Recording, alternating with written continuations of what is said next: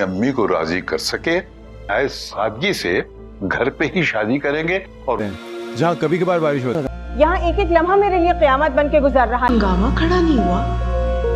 मैं क्या चक्कर चलाऊंगी और क्यों चलाऊंगी। पापा शमीम जो कि देख रही है कि अब्दुल बारी अब बहुत ही वैल्यू देने लगा है कशफ को, तो वो मजीद अपने घर में फसाद फैलाने के लिए जाकर अपने अब्बू से बात करेगी। क्या वो अब्दुल बारी को समझा ले, वो अपनी बीवी की बातों में आकर मुझे बेइज्जत करके गया है। सिर्फ खाने वाली बात पर और 2-3 जिम्मेदारियां क्या बढ़ गई हैं। इतने सालों से मैं जो इस घर को संभालती आ रही हूँ, मेरे लिए तो कभी नहीं बोला उसने। और फिर यहाँ पर वो रोने का ड्रामा करने लगेगी तो उसका बाप उसे कहेगा कि अच्छा बस करो, अब तुम रो मत, मैं अब्दुल बारी से बात करता हूँ। और फिर जैसे अब्दुल बारी आएगा तो वो उसे कहेगा कि ये तुमने किस तरह से बात की अपनी बहन से। वाकई में कशफ की वजह से तुम अपनी बीवी का एहतराम करना भूल गए हो। शायद तुम ये भी भूल गए हो कि इस सब की जिम्मेदारी पहले शमीम भी उठाती थी। अब अगर शमीम भी बाहर काम करने चाहती है और थोड़ा बहुत काम अगर कशफ ने कर लिया तो क्या मसला है इसमें। जिस पर अब्दुल बारी उसे कहेगा कि बात काम करने की नहीं है, बात यह है कि उसके फाइनल चल रहे हैं, उसे इस वक्त पढ़ाई की जरूरत है। अगर आप सिर्फ कशफ के फाइनल तक थोड़ी हेल्प कर देती तो उसके लिए आसानी हो जाएगी। जिस पर वो उसे कहेगी कि अपनी बीवी को तो तुम सुकून देने की कोशिश कर रहे हो, पर मेरे बारे में तो तुम कुछ नहीं सोच रहे। बहुत संभाल लिया मैंने घर को, अब मेरी जिम्मेदारी नहीं, अब तुम्हारी बीवी आई है, ये सब कुछ उसी की जिम्मेदारी है। इस सबसे पहले कभी तुमने ये बात नहीं की